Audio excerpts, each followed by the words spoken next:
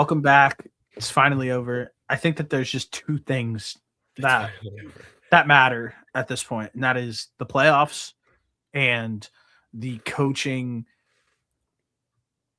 carousel at this point, the coaching available coaching jobs, the news obviously that happened to the other day in the Ravens, and I think probably a little bit more as well as what could potentially even happen before the season's even over if the playoffs play out a certain way for a few teams. But first things first, I'm going to share my screen over here. Excuse me. And I think I think it's time that we fill out a playoff bracket. And I think what we So should do is figure out a way. Obviously, we're going to go the wild card rounds are obviously going to be happening this weekend. So I'll obviously be giving that bump and kind of a lean of which way we think these games are going to go. And then obviously our prediction for the remainder of the 2026 playoffs and the Super Bowl winners as well. So obviously the two teams, the AFC, the Broncos have the bye, and then in the NFC, the Seahawks have clinched the bye. And the first game that I think that we should go with is the game that is going to be been playing first, and that is it's Panthers. Yep, it is going to be Rams. Panthers Rams. Um, I'm going to pull up FanDuel real quick and just I was just gonna pre say, let's some of pull up these games as FanDuel, well, see what they have to have the say. line. Yeah, have the line, have the over under. It's so funny how the way that this season kind of panned out because if you look at the Panthers and the Rams, like obviously they played this year, but the Panthers are just like nose diving into the playoffs. And the Rams didn't particularly put together a strong finish to their season those last few games, but just two completely different teams. Yeah, absolutely. One is, hey, I'm putting some respect on their name. They're ascending, so I'm going to shout out the Panthers on it, obviously. And right now, it's the Los Angeles Rams at Carolina. Right now, the Rams are 10.5 point favorites on the road. The over under sits at 46.5. My immediate gut reaction to this is just one that is entirely, I don't care that it's the Carolina Panthers. We watched them in the first matchup go ahead and actually beat them just due to that fourth down conversion and the obvious like pick six and stuff like that to start the game. But they got put behind the eight ball and they were never able to recover from that and dropped a game, a surprising one, I'd say, for a lot of people, to the Carolina Panthers the first time they met up. That again was also on the road. So I think that probably 10.5. I don't think the Rams should be favored over 10.5 over anybody in the entire NFL. I mean, other than like the bad teams, obviously, like the Cardinals, the Titans, stuff like that. But a team that's a fellow playoff matchup and one that they've actually already lost to, I feel like 10.5 points is just far too many. 10.5 points for a playoff game is wildly disrespectful. I don't Yeah, care if on the road too. On the on the road. road. I do not care if the Carolina Panthers have struggled down the stretch here. 10.5 points is insanely disrespectful. And just out of principle, I would be taking the Panthers plus 10.5 because Yeah, for sure. even if this was a regular season game, 10.5 points is too much because the Panthers aren't that bad of a club to be a 10.5 point dog against anybody. I don't care if it's the Rams, especially since they already beat the Rams earlier in the year.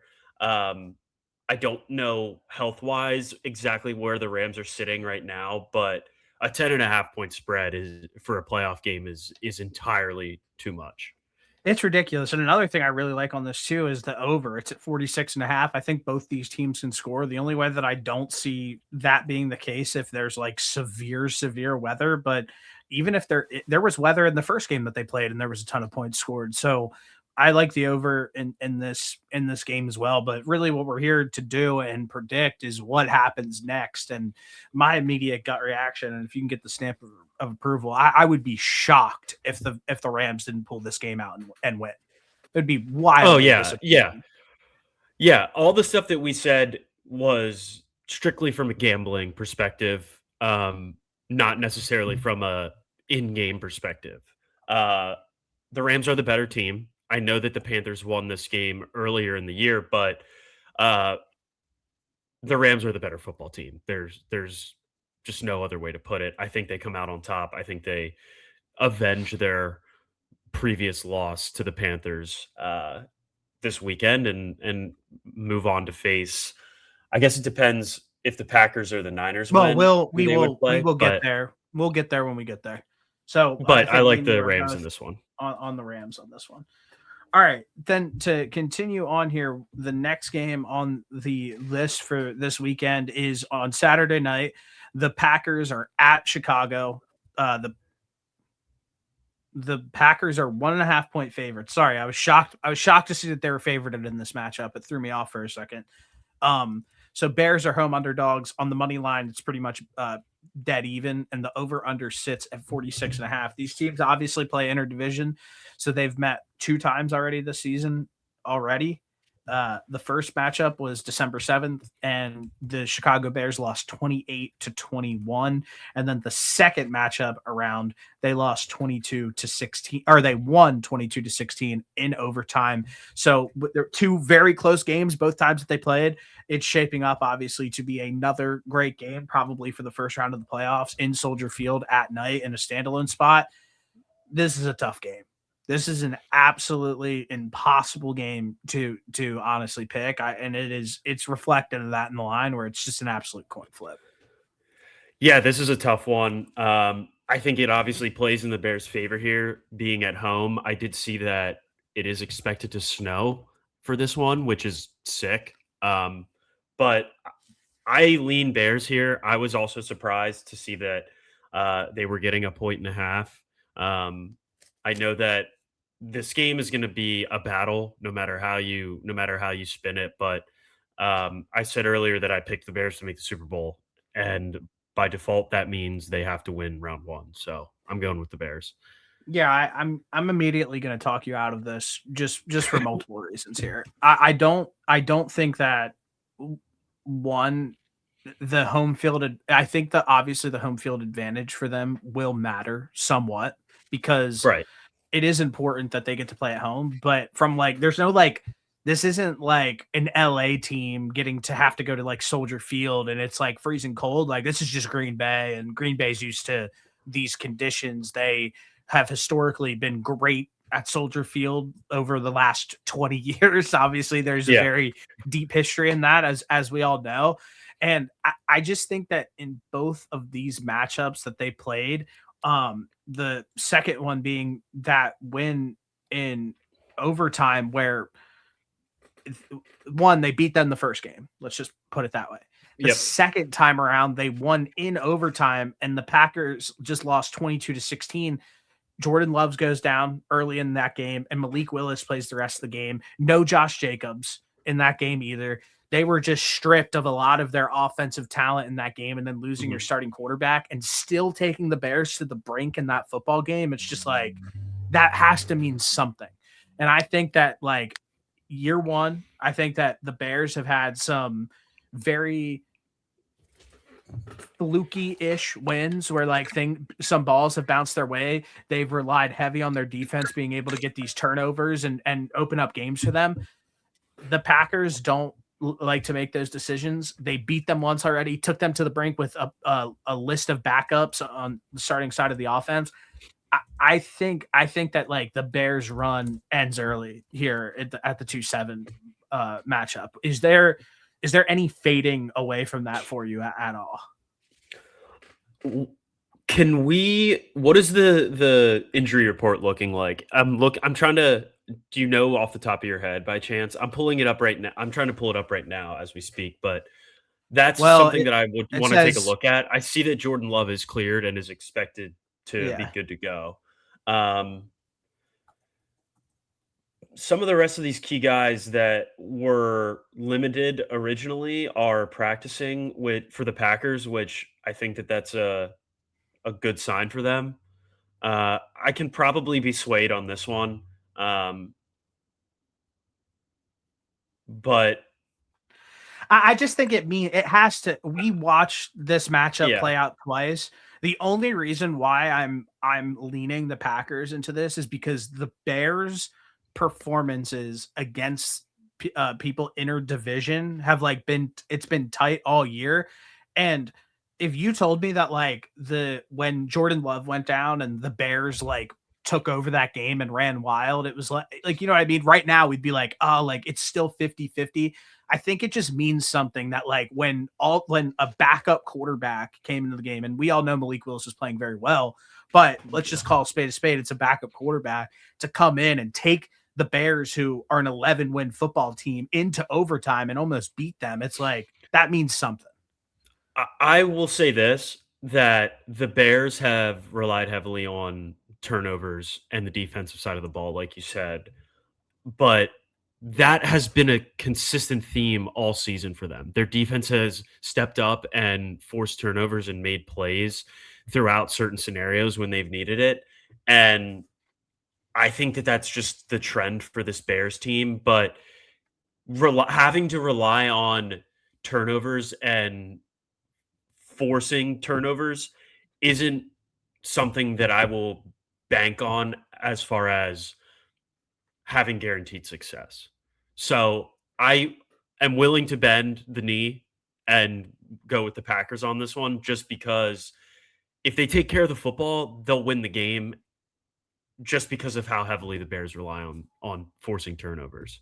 But they're good at it too, so they deserve their credit for that. They're good at forcing turnovers, but There's a having reason they're that the two be seed. I'm not saying that that's yes, no, I they're know, good. but They're a good having football that to team. be your one of your two pillars on defense that isn't sustainable, I don't And the think. last thing that I want to like also like say in this situation, like we have LaFleur, who has won playoff games, who has been a very successful head coach going up against year one Yep, Ben Johnson. I'm not saying that Ben fair. Johnson won't be successful for a long time. This just is a tough matchup, even from like a coaching perspective on It's both not, sides of the yeah. football, where it's like the Packers are a very well coached football team, and I think I'm going to take the team who has been there before and has beat this team and take them to the brink on the back of a backup quarterback. And I feel actually comfortable making this pick with the Green Bay Packers. Yeah, I mean, we'll get Are you good with that? first play I am, yeah. First round or first playoffs as a head coach for Ben Johnson, first playoffs for Caleb Williams. Lights get a little brighter. Not to say that this won't that they won't have success like you said in the future, but I'm okay with leaning Packers on this one. All right, perfect. So let's go into Sunday now. The first game on Sunday is the Buffalo Bills at Jacksonville. The Bills are 1.5 point favorites on the road. The over under sits at 51.5. Another tough game. Obviously there's a lot at stake here. One, for the people who like really hate Trevor Lawrence and want to see him fail and talk shit on him, this is a perfect opportunity for them to be like, you can't win the big game. On the other side of things, Josh Allen, who has been viewed as one of the top players in the entire NFL, has never been able to get out of this rut. And we've talked about it at nauseum, but just to set the stage, the Bills entering the playoffs, no Joe Burrow, no Lamar Jackson, no Patrick Mahomes, no JJ McCarthy, and you are sitting there and you're sitting here being like, this is the time where there's zero excuses for Josh Allen to tear through the AFC, make it to the Super Bowl, and win his first Super Bowl. All of the guys who we compare each other to Yeah. aren't there to compete with him. So there is no excuse in my mind for Josh Allen. And I think that this might be one of the biggest games in his entire career, because you have to sit here and think, if the Bills cannot get it done when over the last like 7 years you haven't been able to beat that one team, the Kansas City Chiefs, and the first year that the Kansas City Chiefs aren't involved in this playoff matchup in the playoffs at all, you still lose out. You're going to have to sit there and be like, we have to make some massive changes here, because we're never going to be able to get it done with how we're currently constructed. So do you have a lean on this current game? And did that depict this matchup right? This might be one of the biggest matchups in the entire weekend. I mean, so far, I think that this Bears Packers and Buffalo Bills Jags games are just going to be bangers, just based off of how close that Vegas has these lines. Um, with that being said, I think you might have persuaded me with the new coach, new quarterback, kind of for this game too, because I think the Buffalo Bills and Josh Allen are going to go out there and play with a sense of desperation because of what you rattled off earlier, right? Like if they don't make it to the Super Bowl this off or this postseason, there's going to be changes to be made to this coaching staff, um, team in general. So I like the Bills to win in this game. I'm not going to get too far ahead of myself with my overall thoughts on the Buffalo Bills for like the rest of the playoffs, but I do like them against Jacksonville in this one. I don't think you can fake the desperation that they're going to have to play with, even I though the Jacksonville's I been just playing on an absolute I was heater. it feels rough to obviously bet against a team who has been like smoking hot to end Yeah, the year on offense and I defense. know. They've both been popping off. The one thing that I lean back to when I think about this matchup is 1 o'clock, obviously going down to Jacksonville is a different environment than let's just say like if Jacksonville was going up to Buffalo for this round one matchup, it wouldn't even be a thought in my head. Mm. Like it would be like Jacksonville's cooked.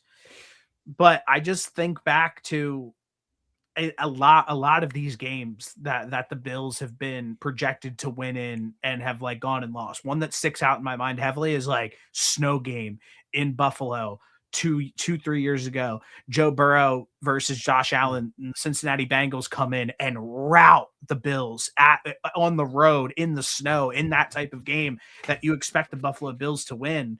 And it's just like every single time that we put the Buffalo Bills, like you just said, like they have to play with a certain type of desperation. When they have to play with that certain type of desperation, it doesn't really go too well for them if we just go on based off history.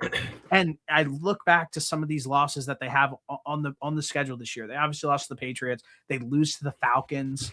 They lose 30-13 to the Miami Dolphins. They lose to the Texans, and then they lose to the Eagles in that 13-12 matchup. When they have lost, it's been bad. I I'm with you on the first year coach and first year quarterback situation. I don't know. There's something in my heart of hearts that just say that like the Jacksonville Jaguars are a little bit of team of destiny. And I just think to what we watched on the Bills the whole season. They're just not a very good football team. Their defense isn't very good. And can the strong suit of the Jacksonville Jaguars offense exploit the weak point of the excuse me, the Buffalo Bills defense? And that's can they get the run game going? Like, do you think that Jacksonville could have a strong presence on the ground against the Buffalo Bills? I think I wouldn't be one. So this was very difficult because all part of me wanted to pick the Jags, but my love for Josh Allen plus the desperation piece is what, and the new coach thing ultimately is what led me back to the Bills. But I wouldn't be one slightly bit shocked if the Buffalo Bill or if the Jacksonville Jaguars go and hang 35 on the Bills and they win like 35-14. Truly, it wouldn't shock me. Well, if you believe that, then I I mean, know, but I did I represent that? Am I representing that correctly? That anytime that the Bills have actually had to play in a big, think of some of the playoff matchups that the Bills have gotten like graced with over the past few years, like when they play like the Steelers or whoever, and they could just blow these teams out. It feels like I said, like I don't know. I don't think that them matching up. I think it's a bad mismatch for them having this team out of anybody that you could have drew. If you're sitting here, you're telling me that they could have drew the Steelers. That's an easy win. You're sitting here telling me they could have drew the Chargers. That's I think they win that game. They could have the Patriots. I think they could beat the Patriots. And the Texans, obviously, they lost to the Texans already this year, but it was a close game. I just think that this Jaguars game is just a bad matchup for them all around. so I'm looking I'm just looking through the Buffalo Bills playoff history over the last couple of years. What year did Josh Allen get drafted? 2019? 2018. 2018. 2018. So his losses in the playoffs since being drafted come against the Texans, the Chiefs, and the Bengals. Everybody else, they beat. I kind of like I know that some of these teams like they got blessed with playing a rookie quarterback in 2021 when they played the New England Patriots in round one. They got blessed by playing the Miami Dolphins in 2022. They got blessed by playing the Steelers, first year quarterback Broncos, a ball that bounced out of Mark Andrews' hands in the second round against the Ravens last year. They've had some lucky bounces against everybody besides the Chiefs. I think they might get a lucky bounce here. Listen, I will put them ahead. Obviously, I think this is the wrong pick. I will say that I am very. I don't even feel that confident about it. I'm like 49-51. Well, if you're not willing to plant your flag on the side, I'm picking. You have them. to be willing. I'm picking you have to them. be willing, but you have to be willing to plant your like. I'm willing to plant my flag. Like I think that the Jacksonville Jaguars have a chance to play in the Super Bowl. Like I'm willing to plant my flag on that. Do you think that I'm not willing to plant my flag on? I don't think either one of these teams can play in the Super Bowl now. Okay, well then, which side are you planting your flag on? I'll plant it on the Bills for this round. All right, I disagree with this. So if this messes up the entire bracket, this is your fault. Okay. So, okay, let's continue here, and that is the San Francisco 49ers at the Philadelphia Eagles. And this is the 3-6 matchup. The Eagles are 4.5-point favorites. The over-under sits at 44.5. And I mean, just real quick here. I don't care personally what we've seen from the Eagles so far in this regular season. And I say that because you look back to last season, the Chiefs won 15 games. How many games have the Eagles won this year? The Eagles won 11 games this year. They won 11 games. The Chiefs are going into the playoffs. Everybody's like, oh, their offense stinks. Their defense stinks. They're getting lucky bounces. Things are going their way. This, that, and the third. And then the Chiefs go on a run and go to the Super Bowl. The same thing with the Eagles. The Eagles get into the playoffs last year. Everybody said that the Eagles suck. They're not that good. Their offense stinks. And they go and legitimately rout every single team in the playoffs and in the Super Bowl as well. Absolutely rout them. I look over the schedule this season, and there are obviously some losses on here. They lose the Cowboys, they lose the Bears, they lose the Chargers. But I just think that this team, not Golden State Warriors-esque, because that might not be like the best comparison, but this is a team that's been there, done that. They're getting everybody fully healthy back. Lane Johnson's playing this weekend. They've been here before. They know how to win these close, tight games. And in this matchup in particular, and I'm not just saying this overall because I think that hopefully you agree with me, but I will be selling you on the idea that the Eagles have a cakewalk almost to make it to the Super Bowl again and potentially go back to back. I think that they have to be one of the most feared teams in this entire playoff bracket, a playoff bracket that's filled with a bunch of instability. Obviously, we have the Rams who have been there and done that before. We have the San Francisco 49ers that have been there and done that before, but the Eagles have always had the Rams number, and the Eagles are playing a 49ers team that their entire team's hurt. There's nothing to talk about. And that's where, if this was a different year where their team was fully healthy, I would play with the idea of potentially the 49ers beating them. But none of their top blue chip talent is available on defense. None of the Ricky Pearsall's out, Brandon Ayuk has CTE, the whole nine. There's no real threat right now for the Philadelphia Eagles. I think they're going to be able to loop the 49ers to play in a game exactly the way that they want to. And I think that they win this game relatively easy. I think probably by double digits, but I don't know. Is there a team that anybody wants to see less than the Philadelphia Eagles right now going into the playoffs? Because they scare the shit out of me personally. I think I think that the track record of the Eagles in the playoffs is ultimately what makes them as feared as they are because of the way that they played last year, I think, and how they played in the playoffs in 2022. Um, they've been one of the best teams in the NFL the last 4 years. 4 or 5 years. Um, and the thing that you mentioned was the schedule. I was absolutely guilty of this throughout the year because I just got caught up in the week to week and never really took a step back to say like, hold on, because going into this year, the Eagles were projected to have one of the toughest schedules in the NFL. And as I look back through this, they had a pretty fucking tough schedule. And so if they were to able to come out of this season and win 13 games with this tough of a schedule, obviously that would have been great. But to still come out with 11 wins, win the division, and realistically, they could have won 12 had they played their starters, but Sirianni ultimately made that decision to rest everybody this past weekend, which I'm indifferent about. I think it has its pros. I think it has its cons. I don't. It doesn't really bother me. With that being said, I think they'd probably blow the brakes off the Niners this weekend. Yeah, easily.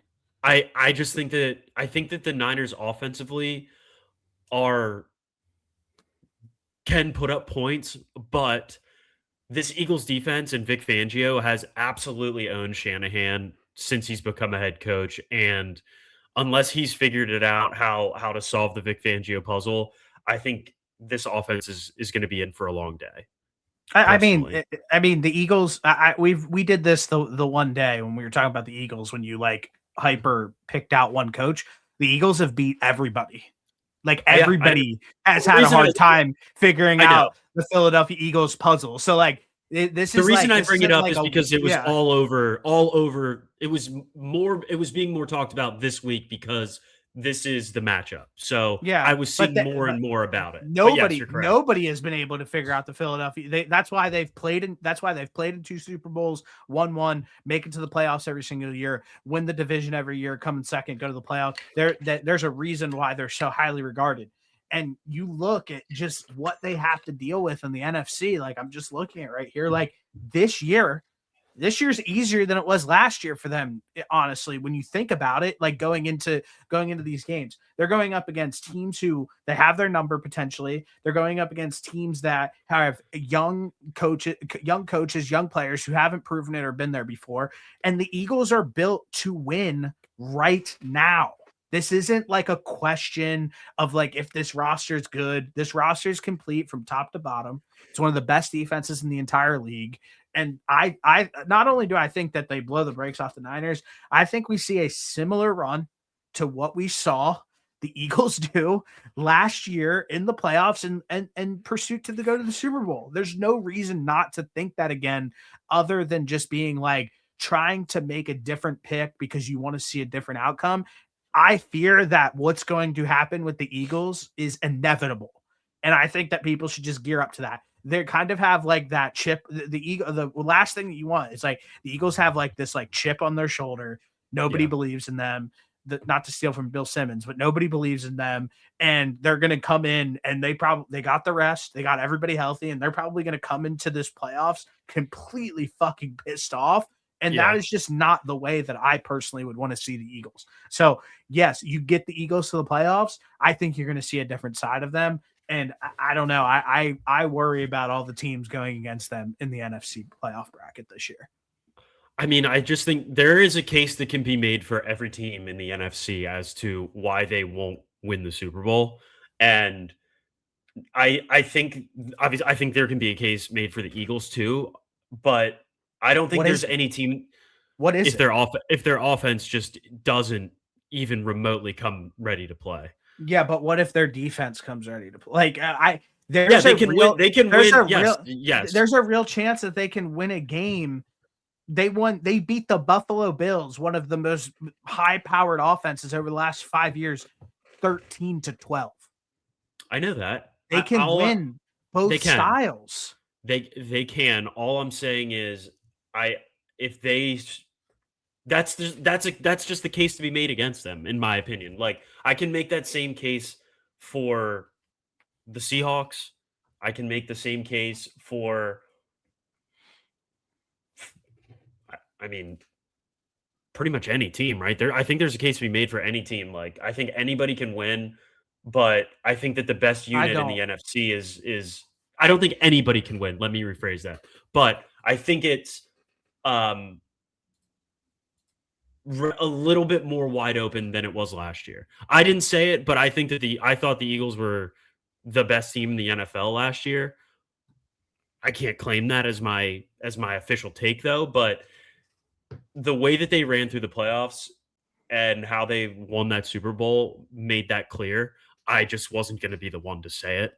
Um, Oh, I'm Noah and I make content all the time and I had a well, good no, like I don't want to get too that was the cocky most on my own full, team. that was like the most full of shit statement. You I sit with don't. a mic in front of your face like 5 times a week and like talk a bunch of bullshit. And that might have been your first good take ever, and you like reserved it. Like you're so full of shit. I cannot pick my own team to win the Super Bowl every year. That feels so Literally rescind Homer. that statement because that was the biggest lie I've ever heard in my entire life. Ever. I feel too Homer picking my own team to win the Super Bowl every year. That was a lie. So let's just move on. I am going to be a strong advocate for the Eagles moving forward.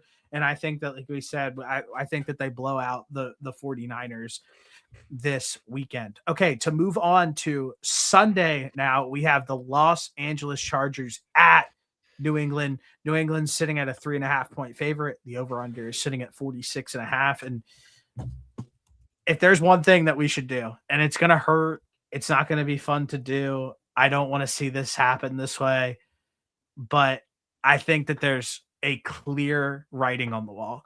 The Patriots' schedule this year has been absolutely abysmal. They have beat up on bad teams all year, and now they're going into a situation where they're going into the playoffs, and I feel like the Patriots are the clearest fade team maybe of all time in a playoff matchup. I don't want to do it. It hurts to do because I am obviously a Drake May fan. I picked the Patriots to win 12 games this year, win the division. But like, I think that their record and how everything is played out this season has been somewhat fraudulent. I don't disagree with you. I had the Chargers to make the Super Bowl at the beginning of this year. Now, I don't think that that's still going to be the case, but I think they win this game. Who along the Patriots, the biggest issue for the Chargers this season is the offensive line. Who on the defensive line for the New England Patriots scares you? Is there anybody? Christian Barmore, Milton Williams, Harold Landry, Talonga.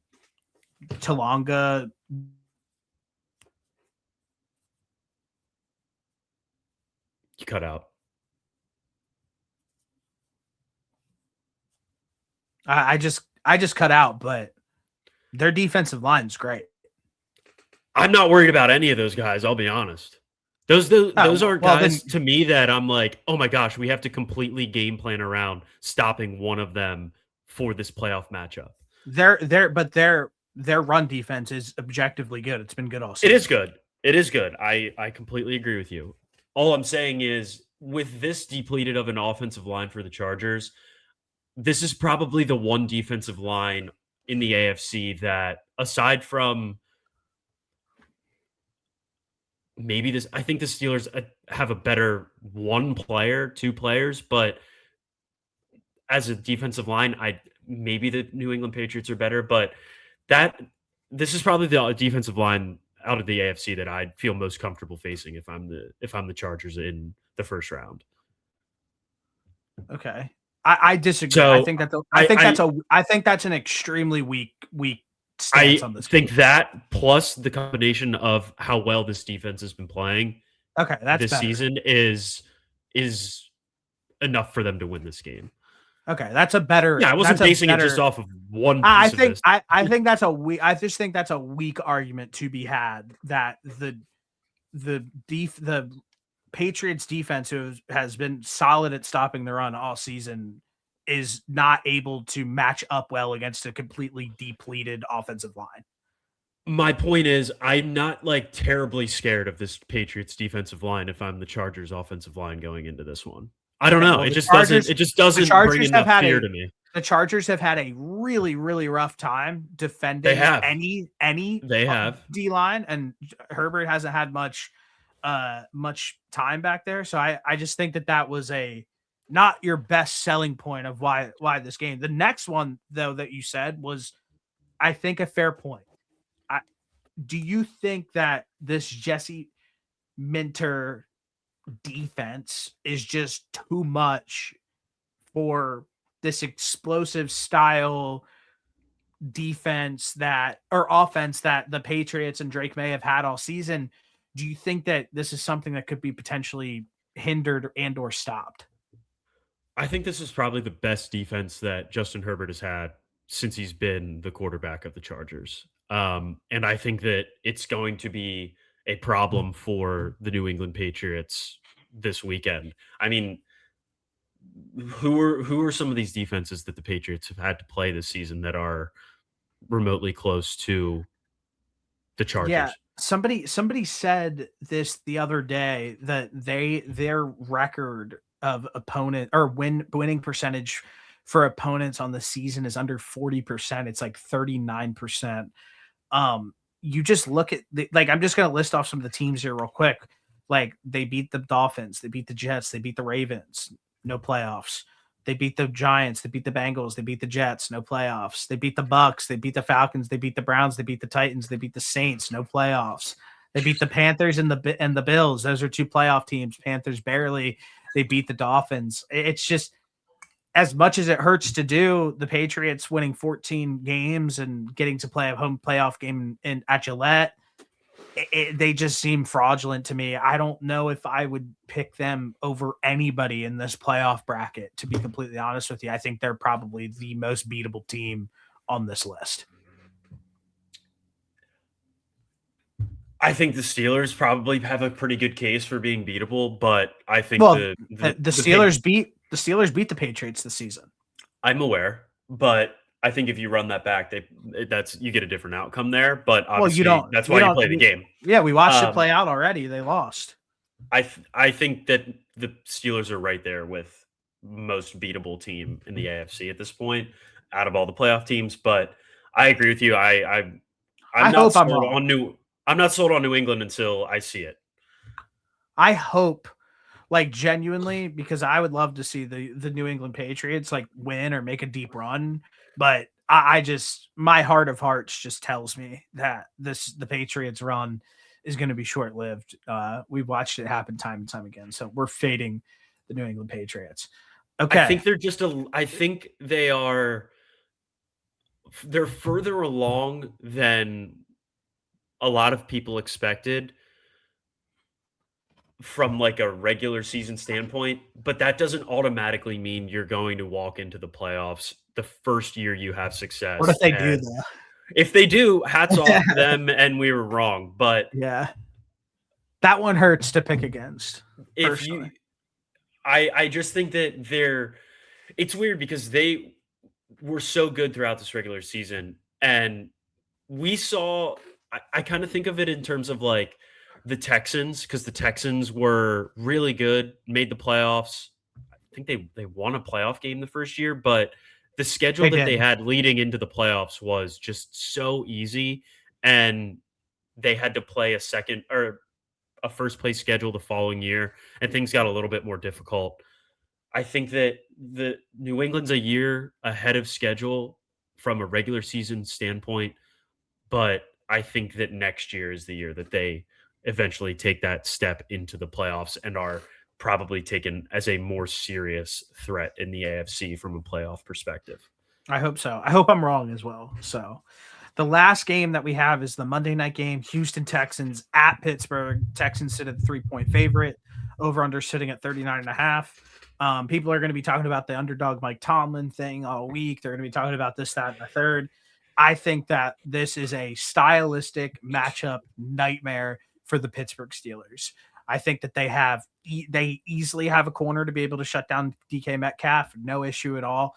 They have a vicious defense on all fronts, and I don't care that they play in a dome in Texas, or I don't care that they have to go up to Pittsburgh to play this game. I don't care if it's a home game. I think that I think Aaron Rodgers might not be able to walk out of the stadium by the end of the night. How many times he's going to get hit? It's Uh, the Texans are just one of those teams right now that they're the hottest team in football. They've been absolutely annihilating teams on the defensive side, making these games so physical that it's insane. And CJ Stroud and this offense have been figuring out ways to win and doing enough to get by. So like I said, I think that this is a stylistic matchup nightmare. I think everybody has that feel good story about the Pittsburgh Steelers. Oh, like they won that game. They won that game. They beat they beat the Ravens. They're in the playoffs. Just for some real harsh reality to come in and have the Houston Texans come in and beat them at their own game. And that's by being a more physical football team than them. I mean, we've seen the Texans these last few weekends just absolutely flying around on defense and basically decapitating dudes. Um, I feel like it's not being talked about enough just how hot this team is. They've won 9 straight, and they're playing them and the Jaguars are playing the best football heading into the playoffs.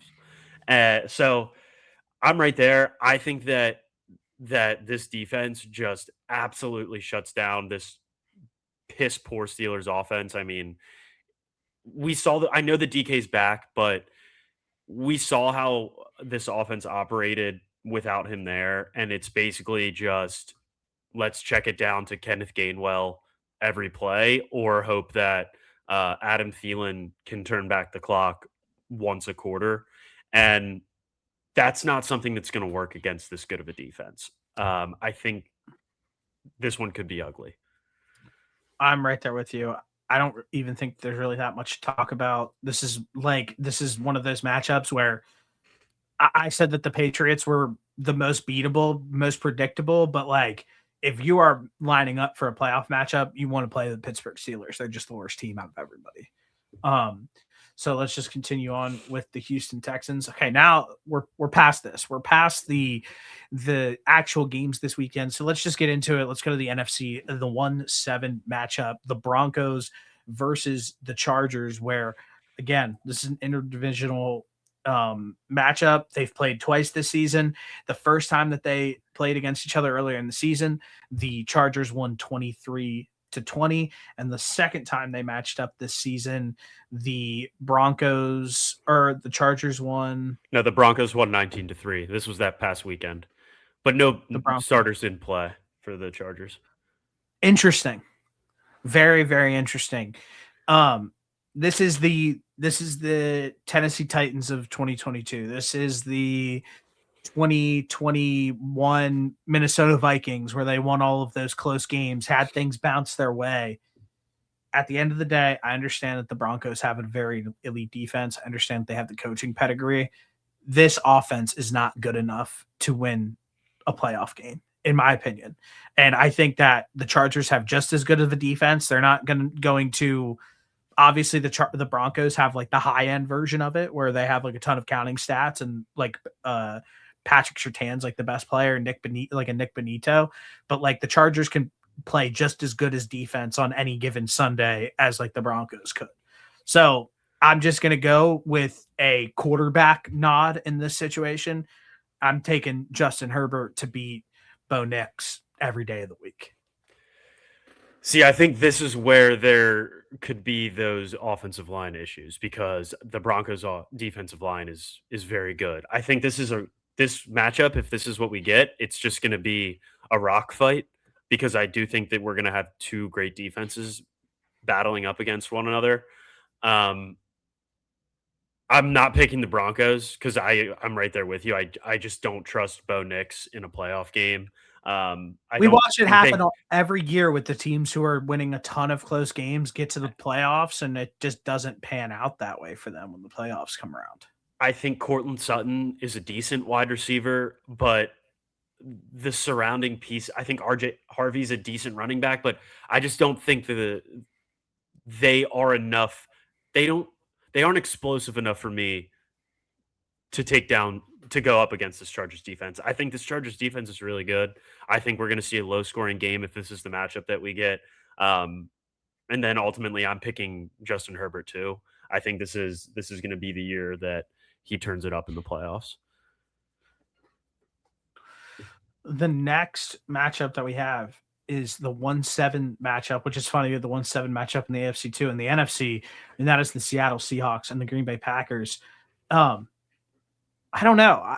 There's just a part of me that wants to pick Seattle to lose because of who they have, and there's also a part of me where it's just like even their defense can play at such a high level that it might be able to like make up for a lot of shortcomings on the offensive side of the football. I think that Kenneth Walker is playing a lot better. They clearly Yeah, are saving him they clearly made a business decision in the offseason to conserve him during the regular season in case if they make it to the postseason to turn him up a notch. And you've watched him slowly get turned up week over week as the season got deeper into December.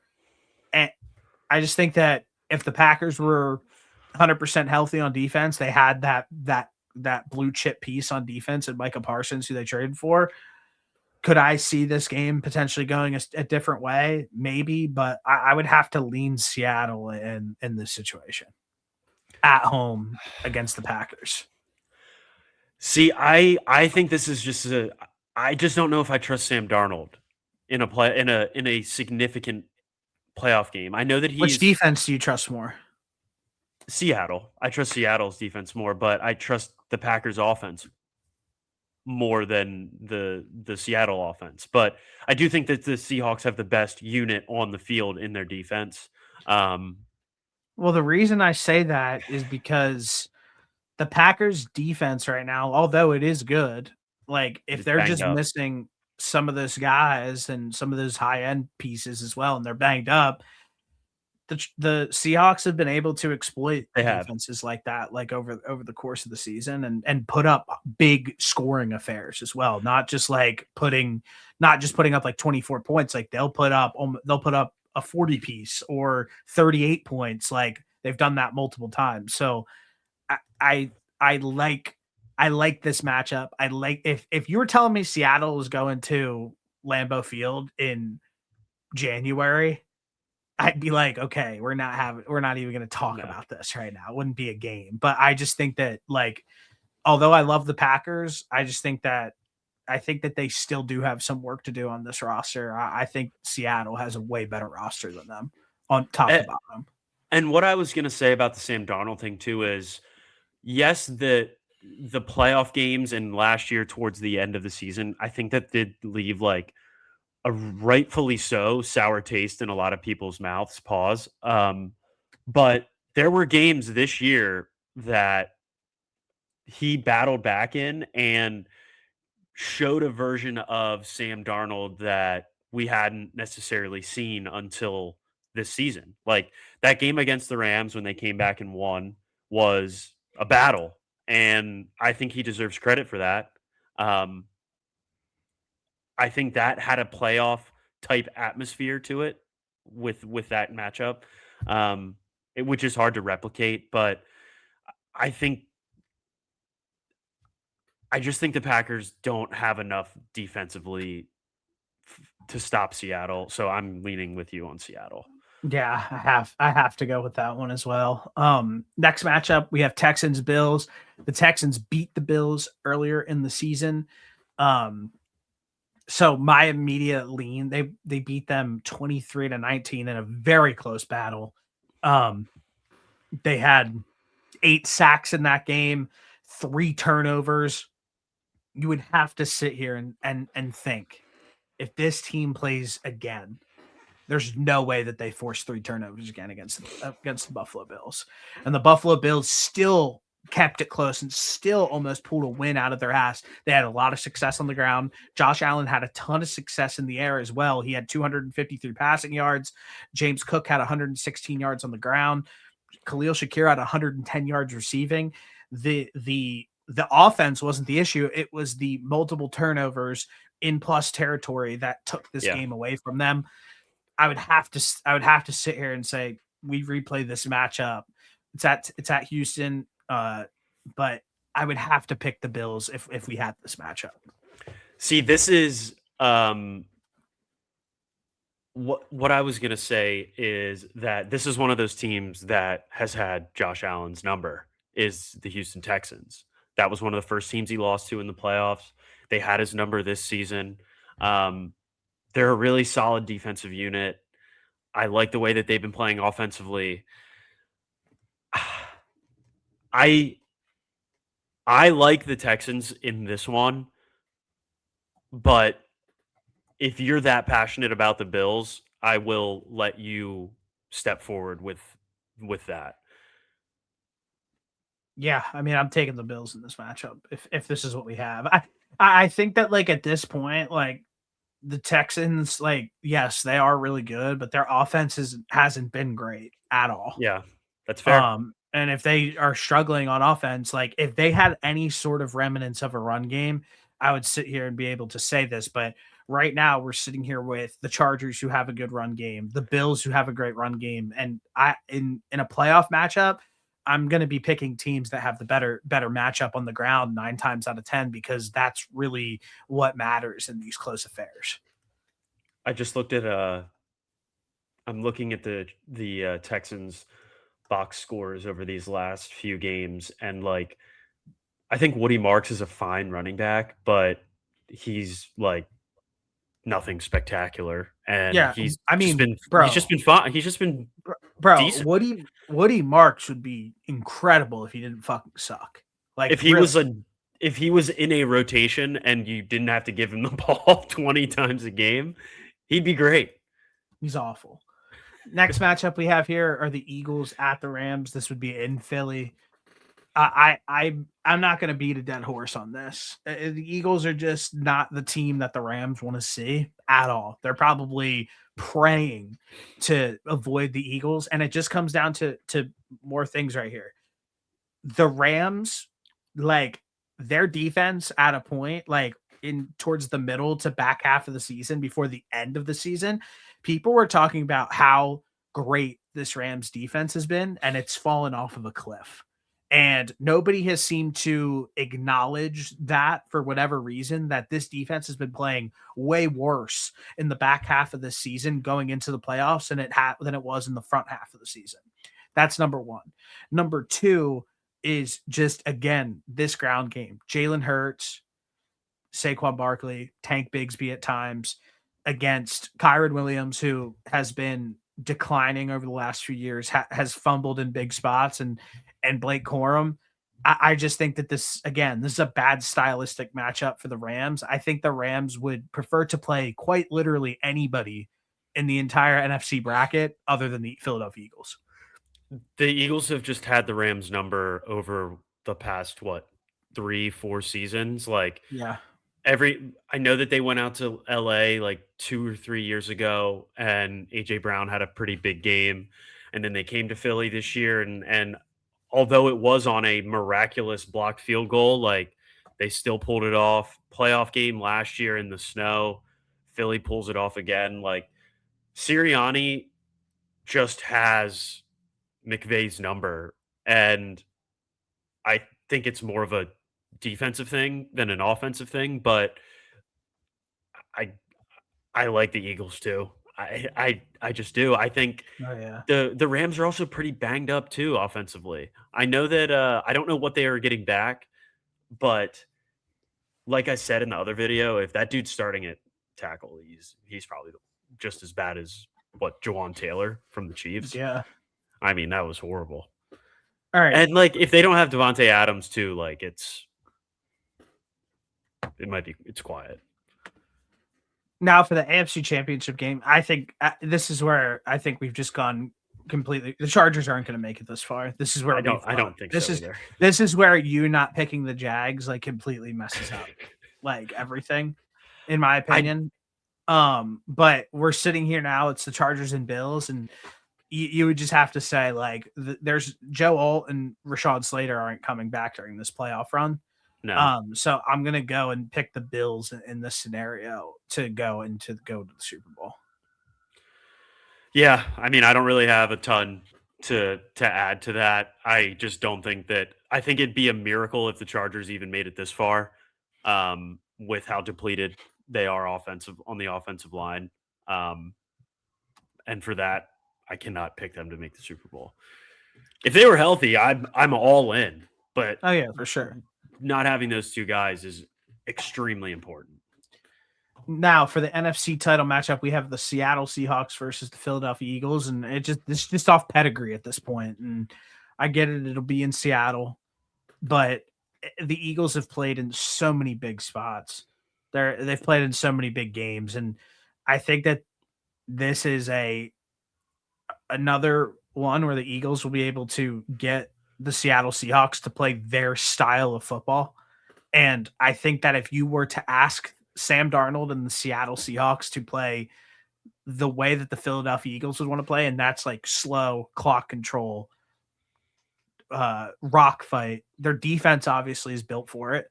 But I just think over the course of an entire football game, I think that the Eagles defense is more built, and we've watched them do it time and time again over the season. Like, I want to just look real quick because what's the most amount of points that the Eagles have even given up this season? Like, let me check real quick. They gave up 26 to the Rams. They gave up Something to the Bears probably 24.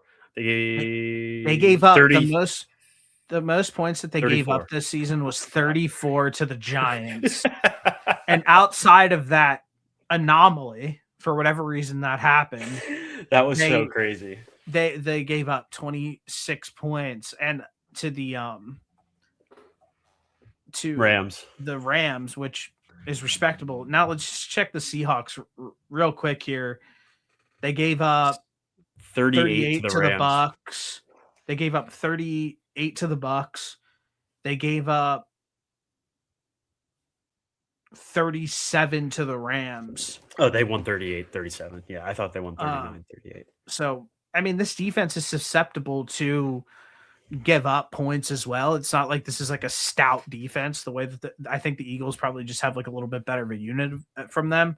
Yeah. And again, I just think that the Eagles ground game in a game like this will tell the story at the end of the game. I think Saquon has been keeping the reserve tank on during this regular season for this postseason run. I just think that this defense is good enough to if the offense can just show up enough, I think this defense is good enough to win a Super Bowl. I think that's It's fair. probably mutually agreed upon you and I.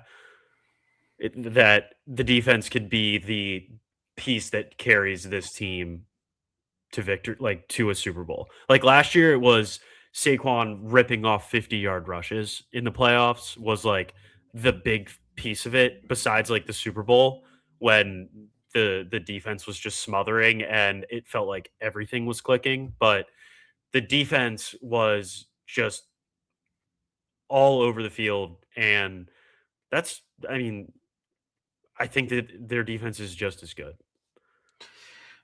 Yeah, I'm right with you on that. And so now we're in the Super Bowl. We have the Buffalo Bills playing the Philadelphia Eagles, which would be sick, by the way, if this Awesome. happened. Again, I'm not going to let you sit here and say anything to me.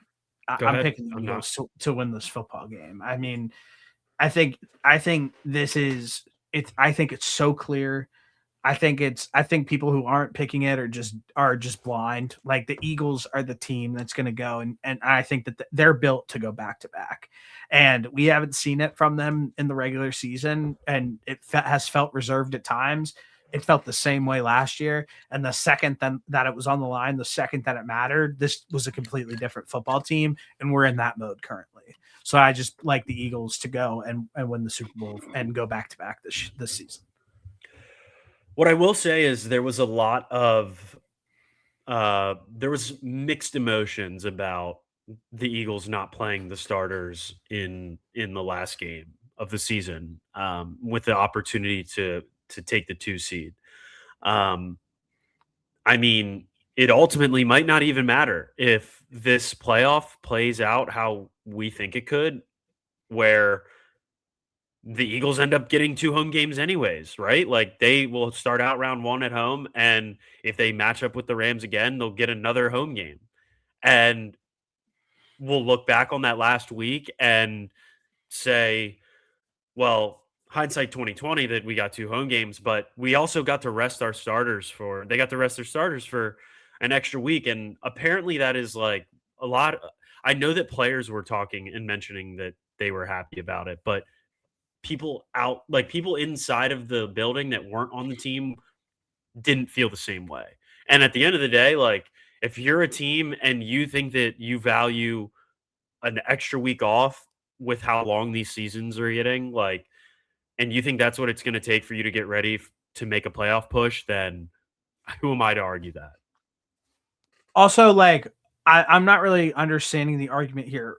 Why would you not want to play the 49ers? The 49ers are the most beat up team in the entire NFL. This is like that you would want to play this team like in the first round. This is like the I'm best case scenario. Like I honestly, mean I mean I told you I was like I would have preferred the Packers, but I don't really have a preference. I'm okay with playing the Niners. Like, I'm not like going to lose sleep over the fact that the Eagles are playing the Niners. I think they can easily win that game. I don't like the Packers matchup more honestly than the 49ers. Totally So fair. So I Totally don't fair. I don't get that at all. I'm gonna put 46 points here and I'm gonna just hit submit on this bracket and call it a day. But yeah, we are picking the Philadelphia Eagles to win the 2026 Super Bowl. And I don't know. I mean, I don't know how I feel about that bracket, but it's a good one. It's good. So let's just move on because obviously the head coaching conversation is going to just continue to get deeper and deeper because there is going to be a lot of jobs available. And as of the other day, the Ravens have decided to move on and fire John Harbaugh and create another open space in Baltimore. And before we get into that, I just want to go over some of the jobs currently and who has been requested thus far to get interviewed. And some guys aren't going to be able to get interviewed because if you're playing this weekend, you're not going to be able to get interviewed unless you're on a bye week. But let's just start with the Arizona Cardinals. Obviously, Jonathan Gannon was the previous head coach. Already, they've requested Vance Joseph, Broncos DC, Robert Salah, 49ers DC, Anthony Weaver, Dolphins DC, Clint Kubiak, Seahawks OC, Thomas Brown, Patriots offensive coordinator, Matt Nagy, Chiefs OC, Raheem Morris, the Falcons old head coach. Just some names, I have a question obviously. for you. What's up? I saw a tweet today that Kyler Murray could potentially 0% still shot. be there depending on who the Nothing to talk quarterback about. or the coach Nothing, is. nothing to talk about. Okay. It's just not going to happen. He's not going to be on the He's Cardinals out. next year. Okay. Um, I didn't do any research into it. I just saw that one tweet, and you would know I, better than I me. don't So understand why. What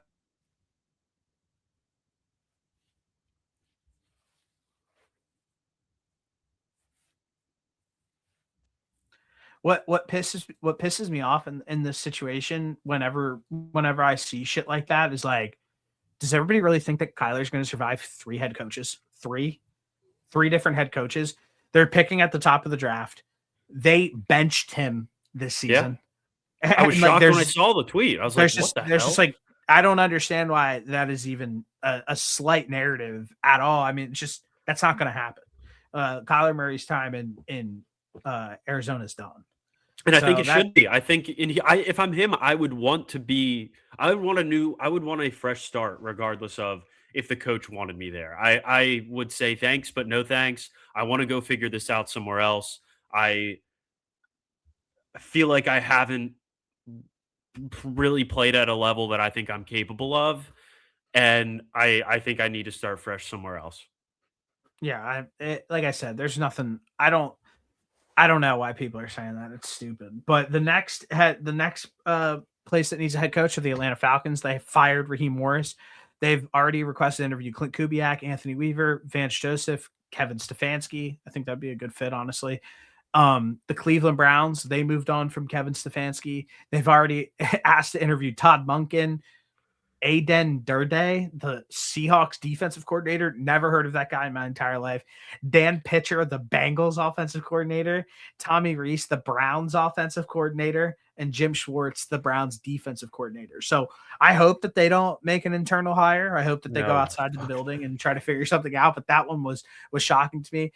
The Las Vegas Raiders, they're obviously done with Pete Carroll. Same list of names here. One, though, that stuck out to me, they actually asked to interview Davis Webb, the Broncos quarterback. And that was somebody who I said on the last episode, where it's like, don't be shocked if he starts getting some calls. New York Giants, they fired Brian Daboll. Same situation here. The only one that is on this list that wasn't on any of the other ones is Mike McCarthy and Lou Anarumo. And then the Titans fired Brian Callahan. Same list of names here, except they asked to interview Jason Garrett. Hell yeah. So I hope that would be awesome. So why it seems like there's like a group of about 5 guys that are consistent across this head coaching search for these teams. It's Vance Joseph, you named like 3 other guys. Kubiak, Anthony Weaver, and there was 1 or 2 more Matt that were Nagy popping up. Yeah. It seems like there's a group of like 4 coaches that are going to get interviewed for a lot of these jobs. I saw that Harbaugh got called by 7 teams immediately after he got fired. I don't know if there's any interviews or anything set up. I don't know if there's any truth to that, honestly. I haven't seen I've only seen one thing. Yeah, I only saw that thing. Harbaugh is obviously going to be a very hot name. This is very early, and I think this is going to be, for a lot of these teams, I don't know if it's about who strikes first. I think it's about who is going to make the correct hire, because a lot of these teams are just in a very weird spot, like the Arizona Cardinals need to figure something out at their head coach position. The Cleveland Browns desperately need to figure something out. The Las Vegas Raiders desperately need to figure something. The Giants need to figure something out. And the Tennessee Titans, I mean, they're awful. So it's like you have to sit here and be like, where do we go from here? So I don't know if any of these teams are that worried about sitting here and who's going to strike first. I think a lot of these teams are going to bring in a lot of people to get interviewed and try to make the correct decision from there. My only question for you, and I know people saw the Jason Garrett thing and laughed, and I'm not going to sit here and act like Jason Garrett was like super successful in Dallas. I know that he had like a few above average seasons, like, you know what I mean, where they were good. Yeah. But what's the deal with like I think of somebody like a Mike McCarthy, who's currently on like on the market, who he's won a Super Bowl. He beat Tom Brady in the playoffs in his last year in Dallas. Why isn't he like somebody who's like a super hot name, who has won everywhere he's gone, who has a Super Bowl? Why is everybody so focused and worried about getting that like hot new hire? Why is nobody like, let's hire the guy, let's hire an older coach who's proven that he's been able to do it? And somebody like Jason Garrett, like, I don't know, like, if somebody takes a shot, what if somebody takes a shot on Jason Garrett and he like, the game hasn't passed him by and he spent the last like 5 years like in the lab, like ready to go for like an opportunity like this? Like, why is everybody so willing to give like these new up and coming guys jobs that like haven't worked, instead of giving guys who have worked as head coaches in the past?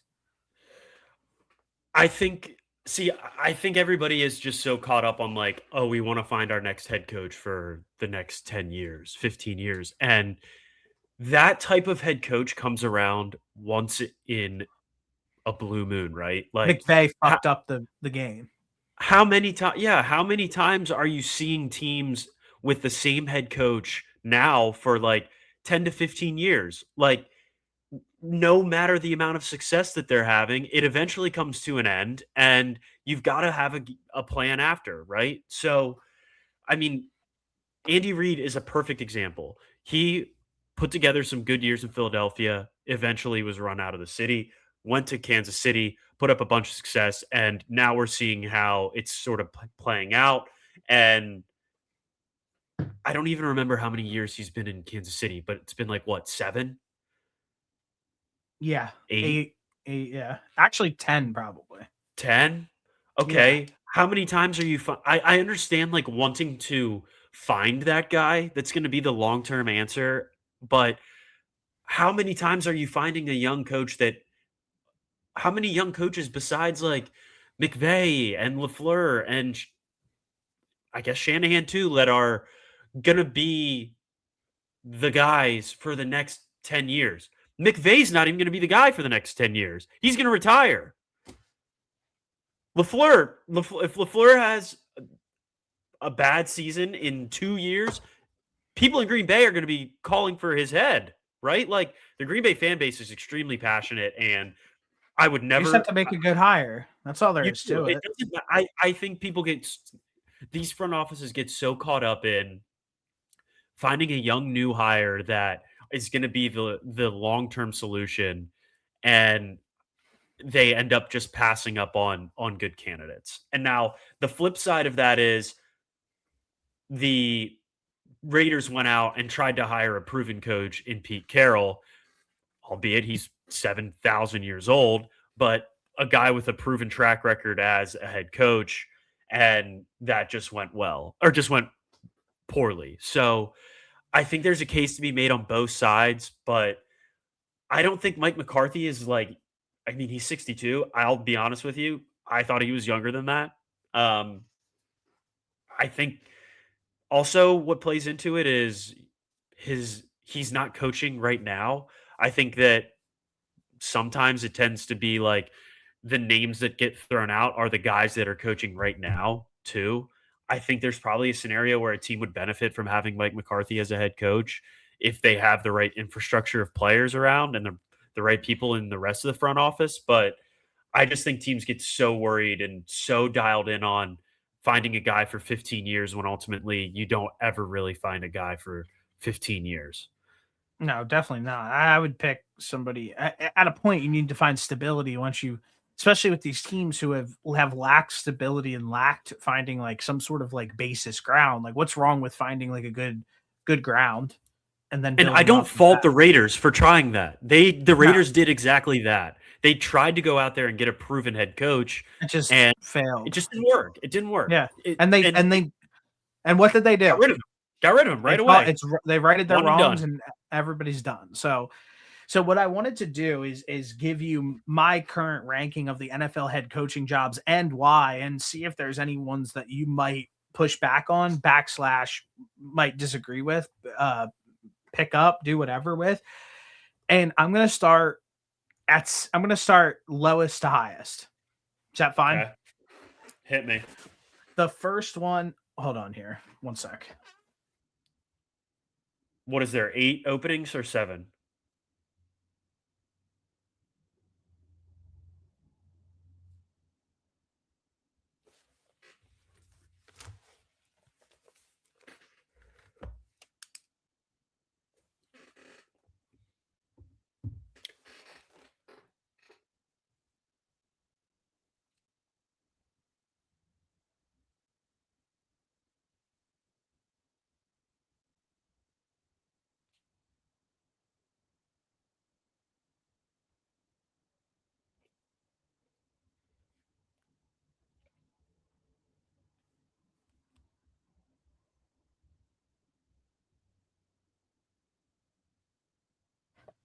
Sorry, my dad called me. Dude, did you see the Yeah, picture I sent you of me and my dog? I did now. Who took that? My boy on his film camera. Yeah, that's fire. Bro, how much does she weigh? Like 15 pounds? Not, dude, she Like weighs like 10, 5 8 pounds. pounds? Look, I'm dude. I literally just sent. terrible at judging the size of dogs. This is her right now. I just sent you a picture.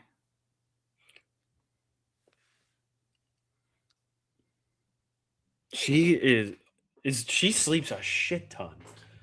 They're supposed to sleep like 20 hours a day. They're puppies. Holy I also cow. took her for a 3 mile walk today, so she's fucking gas. I took her for a 3 mile walk, bro, and at the end we like sprinted down the street like like I was sprinting like full bore, and she was just like digging Galloping. beside me, like full tilt. It was so funny. And then you She's could tell probably she gonna like sleep until noon tomorrow. she like sat down in the grass and was like panting like crazy. And then I like picked her up and like drove to like get a drink. And she like by the time we were like driving back in the car, she was like like dead bodied legged on me Asleep. like knocked. So Mhm. and then Bro, she's gonna sleep until noon tomorrow. I mean that's what dude, these dogs like need I will like literally like no troll. I'll be able to like take her like on like hiking trails and stuff. Oh, that's cool. Yeah. She's like that they're like built like that, these types of dogs. So How big is she supposed to get? like 15 pounds, like that's her max. Okay. 15 pounds is like max. Right now she's tiny. Yeah. Yeah, she's All right, just a small gal. my bad. How All right, many teams are 7. there that are okay, 7. All right. So Ravens, Browns, Raiders, Cardinals, Falcons, Giants, Titans. So I'm gonna go in descending order. So I'm gonna go at 7. I'm gonna go with the Tennessee Titans. We had this conversation earlier, and I don't know what makes this job attractive in any way, shape, or form. Because if you were to sit here and tell me something that like Cam Ward had a season that he was really able to like build upon going into next year, like Cam Ward had an all-time bad rookie season. And I said this earlier to you guys. He finished 34th in EPA per play, 32nd success rate, 31st in completion over expectations, 28th in QBR. He finished with 15 touchdowns and 6 interceptions. And there is no precedent set for a quarterback playing this poorly in his rookie year. Like Will Levis played better than this guy that had like long-term success. So I think that when you look around and you look at what the Titans did this season on offense and defense, there's really not much to be desired there. And if you were sitting here telling me that Cam Ward showed more flashes than and played like even like the 20th 23rd best quarterback, like there were guys who were coming off the street like Phillip Rivers and Joe Flacco who are playing better football than Cam Ward. So I think that this is a tough sell on a job, especially when you look at what happened with Mike Vrabel, where they fired him pretty much for no reason at all. And now you're in this tailspin, and it's like, damn, I might not ever be as good of a coach as Mike Vrabel. And if they were going to fire him, it's just a tough job to take. So I don't know the expectations, and I still think that they're going to have a tough time trying to figure out this quarterback situation because they're clearly locked into Cam Ward for one more year. And I think after that, they're going to have a tough conversation with themselves. Yeah, my pushback was I'm just not ready to write him off 100% yet. I think I'm not sold on him by any means, but I'm giving it another year. And if I don't see any progression in the game of Cam Ward, then I have no problem with them moving on. My pushback to you is the amount of cap space that they have plus the Means 4th nothing. overall pick. Nothing? Means nothing. Fair enough. We talk about that all. If anybody who spends there's no precedent set that a team who has a ton of cap space and goes out and picks and chooses all these free agents like ever work out. Like it's not like this like automatically a team needs to have some sort of cohesive. Give me an example of one. No, I'm saying it just could happen. Like if you but get can the you right give me one example in the past I know where that it's worked? Right, but just because it hasn't doesn't mean that it can't, is my point. But if it's worked, we would have probably seen. Usually, the teams who spend the most in free agency are some of the worst teams in the NFL.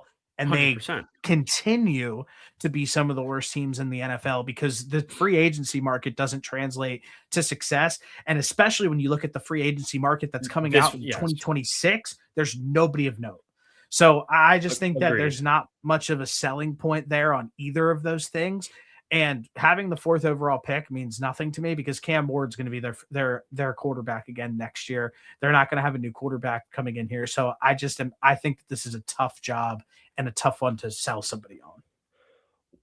My only other thing is just because they don't have to spend all of their cap space this season. Now, I'm looking at it as like maybe a down the road thing, and they could end up having a lot of money next year too. And I don't know what the free agency market looks like off the top of Jesus Christ could be on this team, and I wouldn't. So I don't like That's I don't know why that's you're fine. trying. Like I don't get the angle of like You're all I'm doing. Are All I'm they doing going is trying to play devil's advocate and try to sell you like on it a little bit. That's all I'm trying to do. even I'm even not like sold on it next either. year, even like next year, if like the best edge rusher and the best like safety was on the market for that changes nothing for the outcome of this team.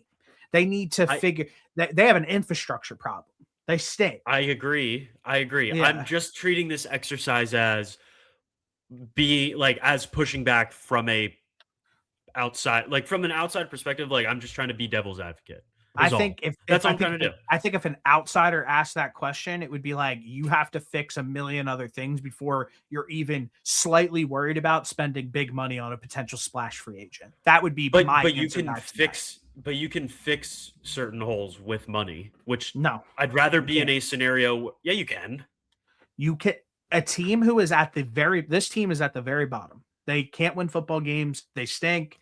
They're not very good. Their offense isn't good. Their defense isn't good. Their head coach position now is in an absolute spiral. The ownership seems to be in a very bad place since they fired Vrabel. Now you're sitting here having this is like a Cleveland Browns situation where it's like there needs to be like a generational hire for them to get to a point where they're like winning like 7 games and then building on top of that. They are so far out of the equation of being like, yep, let's get that splash free agent play to fill a hole in our roster, and it's really going to set us over the edge. Means nothing. I'm not talking about splash free agent guys. I know that this isn't the offseason to do it. I'm just saying hypothetically. Give me one player that you're thinking of that could potentially change the trajectory of a franchise. It would have to be I'm not looking to change this Titans team from a 3-win team to a 10-win team. I think that you can get from a 3-win team to like a 6 or 7-win team through free agency with that much money, depending on who the available free agents are. I'm not saying that this is the free agent class that you could do that with. I'm just trying to sell you on the fact that it can be done. I don't think so. Personally, I've never seen that done. The Bears spent a good amount of money and they got better. Yeah, but did they also not have the number 1 pick in the draft and hit on Caleb Williams? And did they I know, not, yeah, obviously things and have did to they go not right, hire? We're only talking about one piece of it right now. And did they not hire one of the best coaches on the market last season? And yeah, they turned did. out to be really good as well. Yeah, but you have to that's okay. That's so they what you have to figure out. They fixed an instability issue. Yeah, I'm not disagreeing with you that the Titans have an instability issue. This team won't get better until they figure out the head coach and the quarterback. Until they figure out the front office. Because even Caleb in his first year with the Bears and that train wreck, Caleb showed way more flash than anything Cam Ward. I completely agree with you. Okay, at number 6, I'm going to go with the Arizona Cardinals. I think that they sit in a rough spot in this draft. I think they sit at the 3rd pick. They have to move on from Kyler Murray. Although I do like pieces around this team, they don't have and I have the Raiders ranked above them. Spoiler alert. They don't have a lot of blue chip talent on either side of this roster. They haven't had a Pro Bowler since Monty and Gannon. Now Gannon's gone since they have arrived, and this is going on the 4th season this upcoming year. There's just not much to like about this roster in any way, shape, or form. And then you sit here and you look at the draft. They have the 3rd overall pick, And people are actually sitting here trying to tell people that the Jets aren't going to take a quarterback this season, this draft cycle, which is absolutely ridiculous. Who's saying that? Everyone. So you're going to sit here, and a lot of people are sitting here saying that, like, we'll get to it when we talk about the Jets. Or no, the Jets don't need a head coach, but no, they don't. People who are like have this like narrative where it's like, oh, who wants to go play for the Jets? It's like, oh, the Stephen A thing. The Stephen it's A. like, you're telling me that you have an opportunity to be a top 2 pick in the NFL. You get to get a 5-year, $50 million guaranteed contract, and you get to play in one of the most important markets in the entire NFL. If my quarterback that I'm taking doesn't think that he can go into the Jets and make them a winner, he's not my guy. He's not my guy. The Jets have actually done a pretty decent job along the offensive side of the ball to like build some type of infrastructure over these last couple of years. Bro, what are you the Jets? I don't think the offensive line is like horrible. Like they have some nice young guys. Brother, the Jets fucking suck. They do suck. Garrett Wilson Garrett Wilson was their leading receiver with like 400 yards, and he didn't catch a pass since week 6. Their offense stinks. If I'm a quarterback, I would look forward to throwing him the football. That's fine, but like that is a bad angle to take. The Jets suck on both sides of the football. Yeah, they do suck, but like I think there's worse scenarios that you could find yourself in than the New York Jets. I don't know about that, but I think I definitely disagree with that. The Jets are one of the worst situations to be in the league. We're not talking about the Jets though. We are talking about the Cardinals. Go ahead. The Arizona Cardinals. Again, they sit at this like sweet spot of like 2 teams that are in quarterback need that are picking ahead of them in the draft. And if you're telling me that a head coach is coming in and there's a question mark that like you're not going to get Dante Moore, you're not going to get Fernando Mendoza, who's going to be that option at quarterback for them? Do they take best player available and get a bridge quarterback and go till next year? Then you're kind of sitting in quarterback purgatory for a long period of time. So I think that there's just a lot of question marks across the board with this team, with the injuries and the guys who haven't been able to reach their full potential over the last 4 seasons. And there is a real shot that you're not going to get a crack at the top 2 quarterbacks in this draft. Is there a third one that could be a potential riser and make that splash? Sure. I'm not putting that out of the question at all. But I think that everything outside of that, I think the Cardinals is a tough job to sell somebody on. Ty Simpson would be the 3rd quarterback in that class. You don't know that yet. He declared already. But you don't know that he would be the 3rd quarterback taken yet. We haven't seen anything play out yet. There could be somebody that could rise. There could be somebody that could fall. Like, but right now it seems that like that 3rd quarterback is like a complete question mark. I don't think it is. I think it's those 3 guys. I mean, there's people that think Ty Simpson might not be a 1st-round pick. If his back isn't blown to smithereens, yeah. I'm just saying there is a question, like Ty Simpson is not going to go in the top 5. So that's not if his back is cleared, yeah. I am willing to bet you on record right now $100 that Ty Simpson doesn't go in the top 10 of the NFL draft this year. If his back is cleared, I think he goes. No, it doesn't. Back or no back. Well, that's a huge part of this. Brother, I'm taking just as much injury. Risk. I'm taking on just as much risk as you are in this situation. Back or no back, he could have the healthiest back of all time. I don't think he goes in the top 10. Same situation with you. I think that I'm only taking that bet if his back is healthy.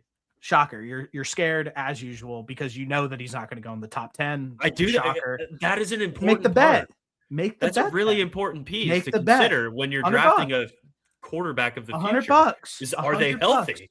I haven't ever made $100 bet in my life, and I'm not doing it here on Ty Simpson. You're a 30-year-old man. You've never made $100 bet? No. Bro, you need to grow up. Besides, I guess fantasy football. Everybody just watched that. I mean, that guy does not stand on business in any way, shape, or form. The only time I've ever bet $100 is for fantasy football. That's not betting. So continuing, That's why I think the Arizona Cardinals are a bad job. So you think those first two picks? Do you think 6 and 7? Do you like those two picks as of right now? I'm going to go over all of them right now, obviously. So don't like jump ahead too hard. But is there anything that like do you think that the Titans and the Cardinals job are better than advertised, or do you think that they're pretty bad? I think they're both pretty bad. Yeah.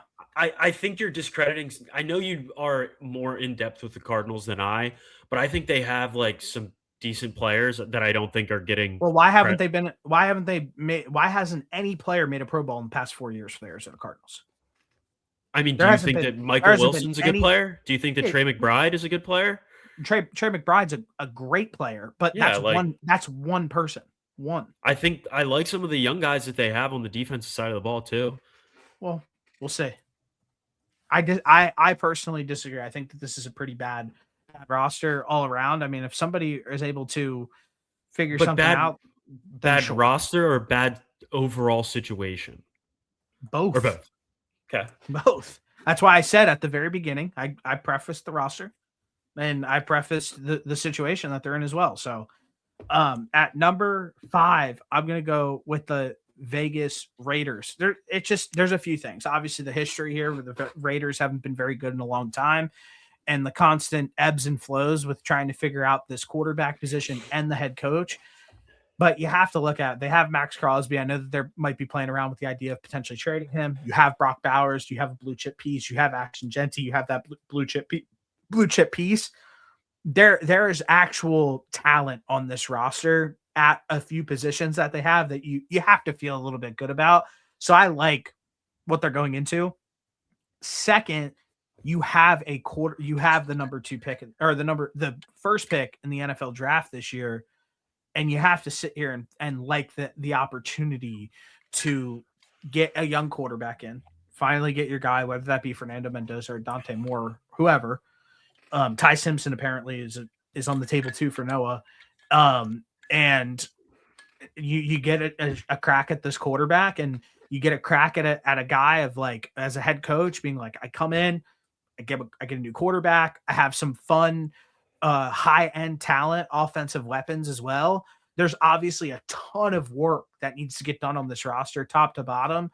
But being able to come into a situation like this where you have some blue chip talent, like if they trade Max Crosby, then you're gonna be able to use those resources to potentially fill out this roster a little bit more. But I really love Brock Bowers. I really love Ashton Genty. They just need to fix this offensive line. They need to get a quarterback. Need to get a coach. They need a whole new defense as well. But I like the fact that you get to come in and pick your quarterback. I think that that's a big draw of getting to come in and be a head coach. Honestly, What about the Raiders do you like more than these other two teams so far?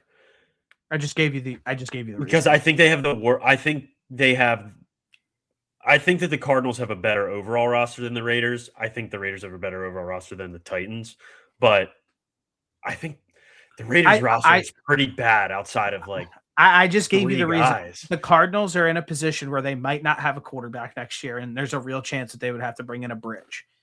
2, the the Titans have Cam Ward. I don't like Cam Ward. I think the potential of The drafting Titans are by far the worst. I'm not. I'm not. a number one overall quarterback like is more attractive of a job to take than walking into the Arizona Cardinals and walking into the Tennessee Titans. That's what I think separates those jobs is that you actually have the number 1 overall pick. This job's available and ready to go. And I would rather have a crack at that. Like if you were to sit here and be like, you can go to the Cardinals who like are sitting at pick 3 and they might not have a quarterback next season. We're gonna have to do a bridge compared to you're gonna have an opportunity to pick between the top 2 quarterbacks in this draft in this class. I'm taking the picking between the top 2 quarterbacks in this draft because if I am a coach, I am planting my flag on the quarterback. I'm not planting my flag on the team. If because we've watched quarterbacks be able to come in immediately and make up for a lot of shortcomings all over the roster. And is that a possibility in Vegas if you get the right guy? For sure, just like it was in Washington D.C. with Jaden Daniels 2 years ago. Okay, go ahead with number 4. I'll have Num- a question for you at the very end for all of this that I'm curious what your answer. number 4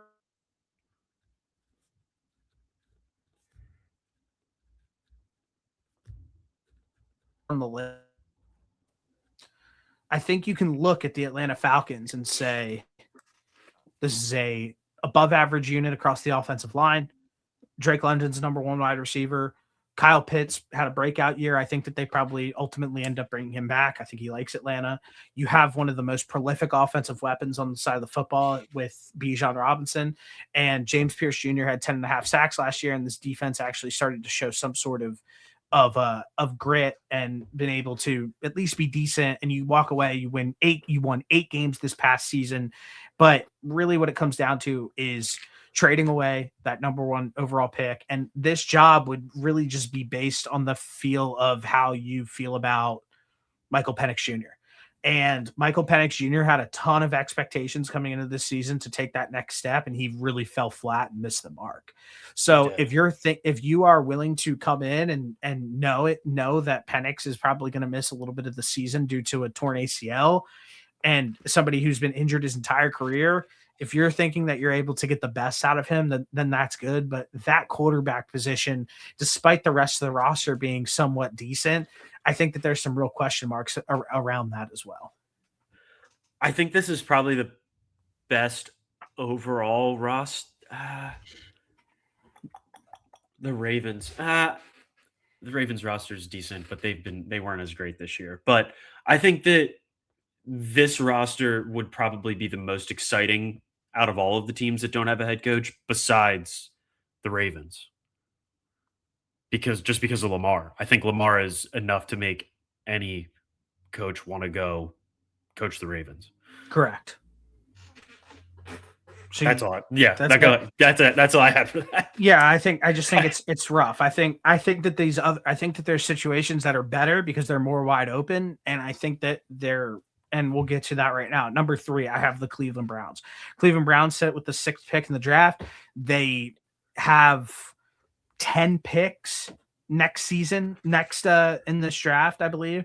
They have an extra first round pick from Jacksonville like next year as Yeah, well. They yeah, they just got have 10. a lot to work with.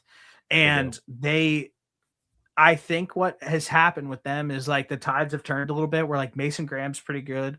Carson Swearinger's pretty good. They Yeah, they have hit on their Miles, draft picks. they They're they have higher draft Miles picks. they have Miles Garrett still. Quinshawn Judkins showed some promise, and hopefully he comes back healthy after getting injured.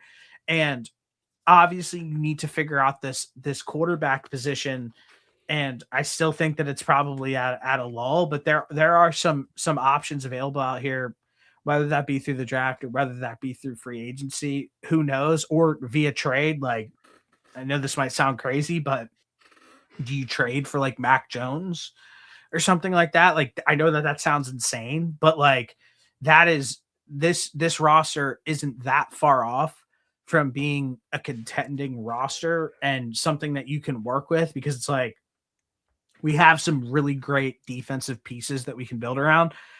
Can we use these 10 draft picks to figure this offense out? It starts with the quarterback, it ends with the quarterback. And I think that they would love to be able to figure that position out. No, I do not think Shador Sanders is the option there. So I have the Cleveland Browns, who just have a ton of options and a ton of resources as of right now, and some nice young players as a job that could be potentially blown open here.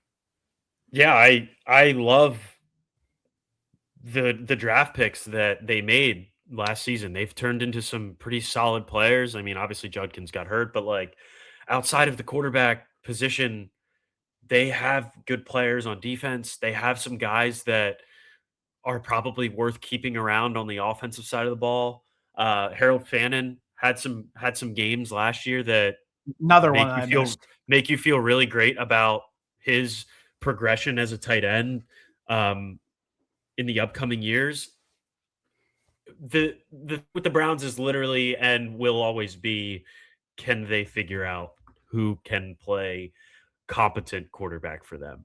And if they can figure that out, they are just as alive in the AFC North as any of those other teams. Right there with you. I think it's nice to have all of those options coming in as a job. At number 2, I have the New York Giants, and this is a Jackson Dart conversation. This is a if you like him, this is a if Cam Scatterbo comes back healthy. This is if Malik Neighbors comes back healthy. But you have to sit here and think that this is one of those teams who just sit in a really interesting spot and are very they're picking at the top of the draft this year. Can they get another one of these key pieces? You look at their offensive weapons where it's like Jackson Dart has shown flashes to build upon for next year. Cam Scatterbo looked decent in when he played this past season. Malik Neighbors is one of the most electrifying players in the NFL. And then you look at just the defensive side of the football. I think they've done an amazing job of constructing a defense. They have some really high end pieces, some high end talent in the secondary, on the D line, just all over the place. And I think that this is an attractive job to come into because this could be one of the most complete rosters that you're coming into in all of these situations outside of the Ravens. And it's really a conversation if you can get Jackson Dart to pop. Do you trust him as a head coach? And if you think that you can get out that next level to him, then this is a perfect situation to step into. I think there's a little something there with Jackson Dart. He's shown that there are flashes. I think that him being able to run is important for his overall quarterback game, but there's a art to mixing in quarterback runs to the point where you don't find your quarterback in the blue tent every single game like Brian Daboll did.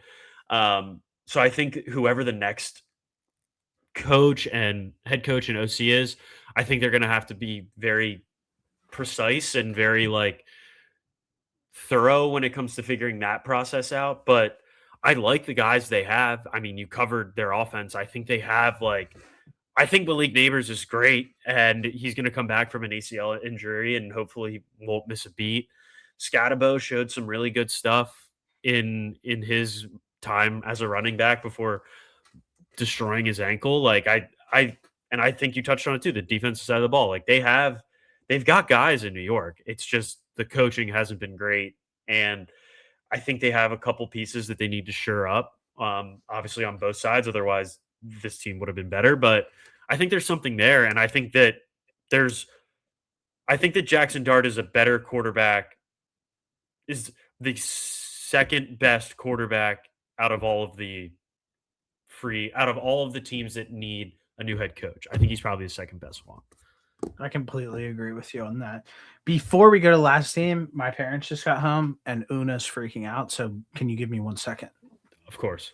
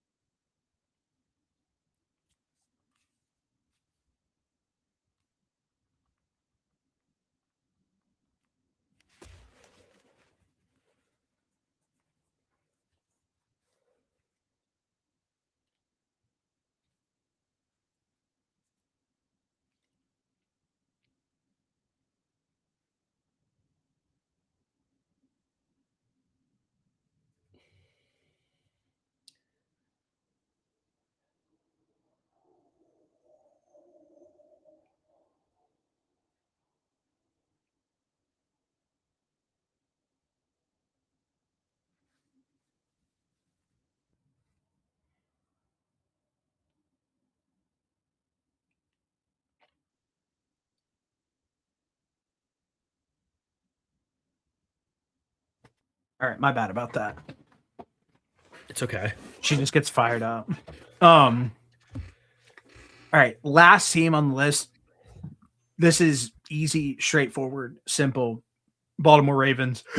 Excuse me. Baltimore Ravens. They have Lamar Jackson. Like, I mean, Yeah. that's the selling point. Like they're that Yeah. good. Lamar's that good.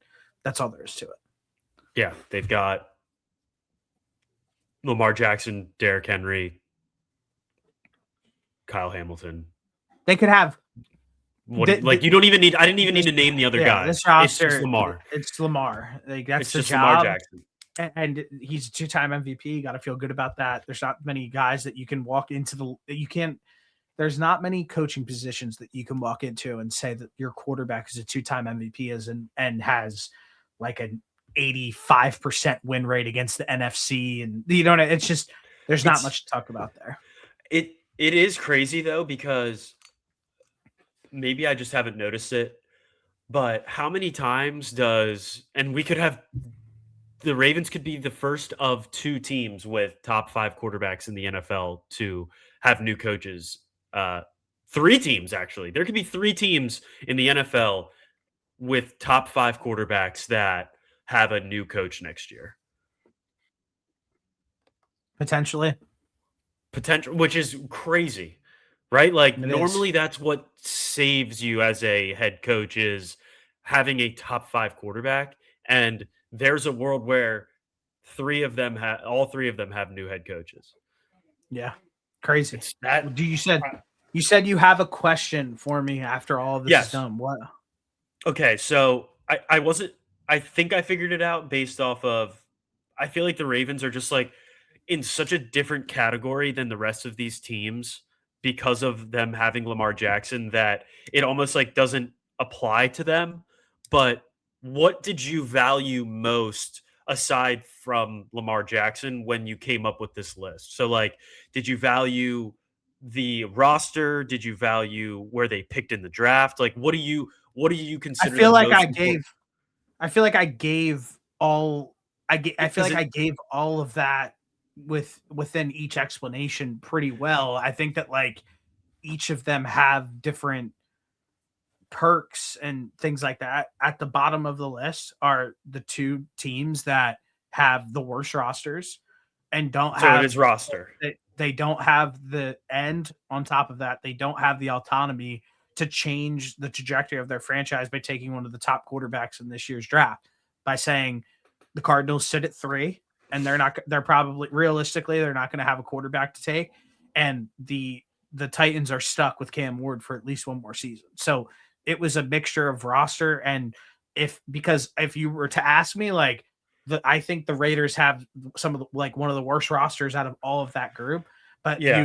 you get to walk in as a head coach and pick your quarterback at the number 1 overall pick. Yeah. Yeah, see, that's totally fair. And I have no dispute with the Ravens being number 1. They are my number 1 too. I feel like that's just so obvious. It's the only right answer. I think I would have the Falcons at I think I would switch the Falcons and the Browns just because I like the Falcons roster more than I like the Browns roster. Um, I think I might have.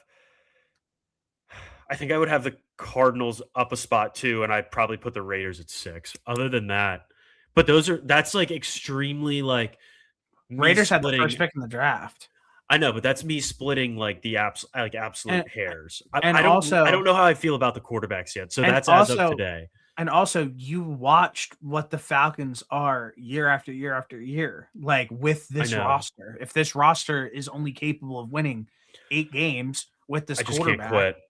then it's like, what are you talking about here? I I would can't argue quit that it. they're one of the worst situations to be in because they need to actually do some soul searching and figure out what's working and what's not. And I think that this quarterback position and them gifting a first round pick this year to the Los Angeles Rams makes this a potential 3 to 5 year rebuild because I just don't think Michael Penix is your guy.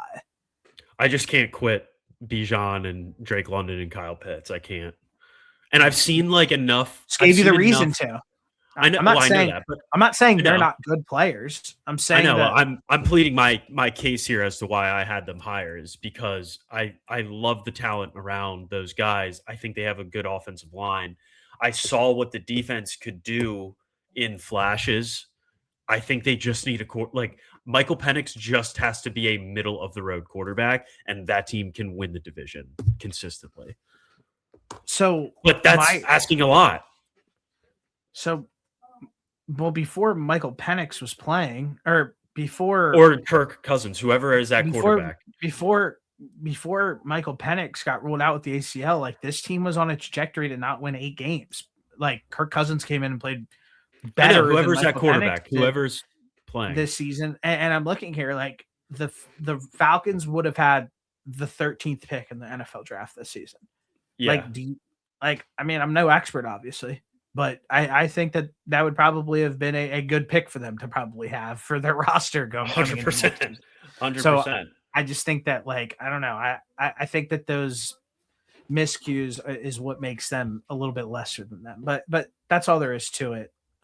Honestly, from that perspective. I'm trying to think. I think I had one more thing, but I'm it's like slipping my mind currently. But those are the rankings that I had for the available head coaching jobs this upcoming season, and where I think the priorities lie. So that's pretty much all there is to that segment. So my other question to you is, how many other head coaches do we see get fired? Oh, that's what I wanted to say. I forgot, Yeah. but realistically, I think there could be on the high end 3. I think on Okay. the low end 1.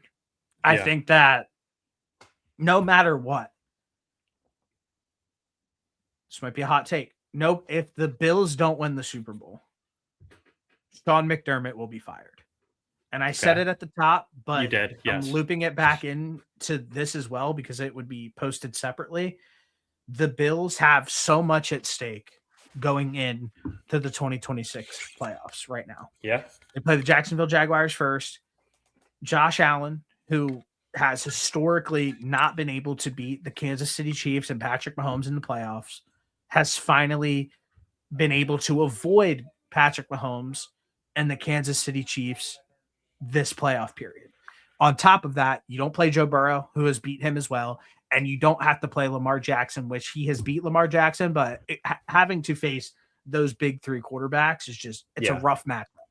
So you get to avoid all of those guys. Then on top of that, you have a coach who has taken you there time and time and time and time again, but has never been able to get over the hump.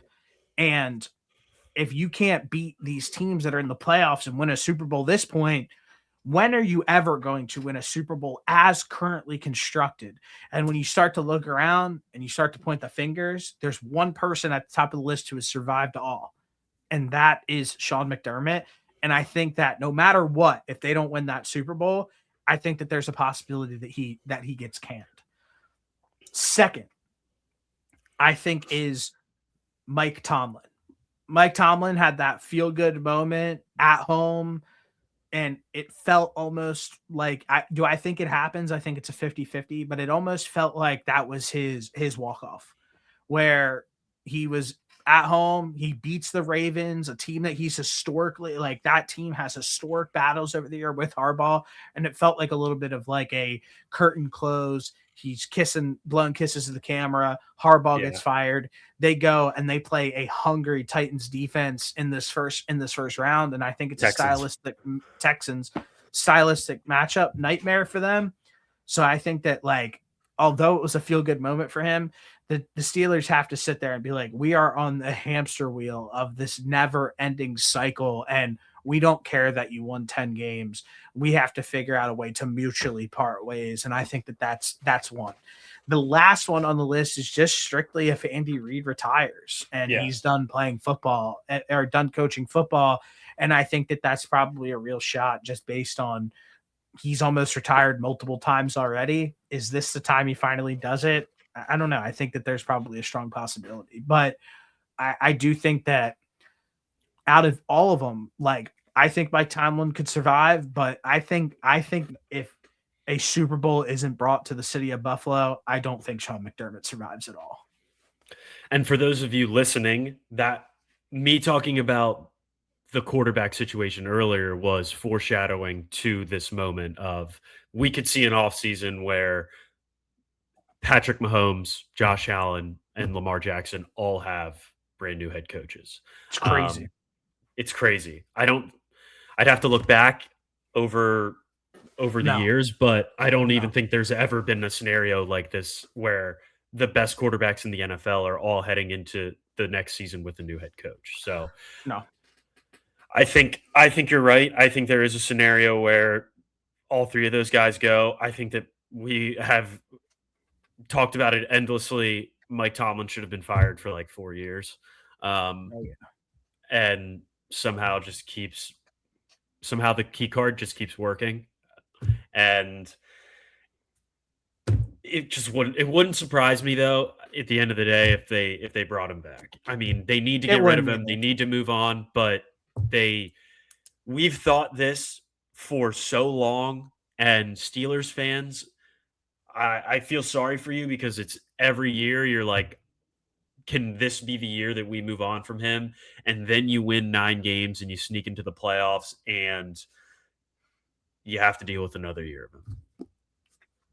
It wouldn't surprise me either. I'm right there. That's why I listed him at second and not first. Yeah. And I listed those out.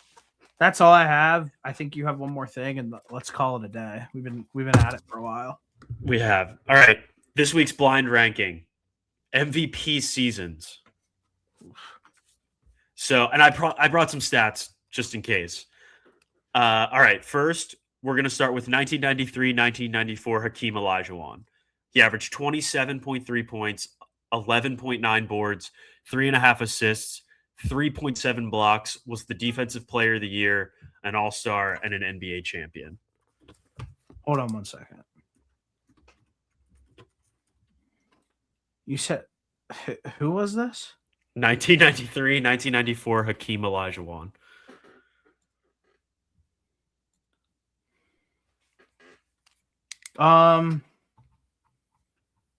That's a pretty good year. You got to remember that was in the Michael Jordan era.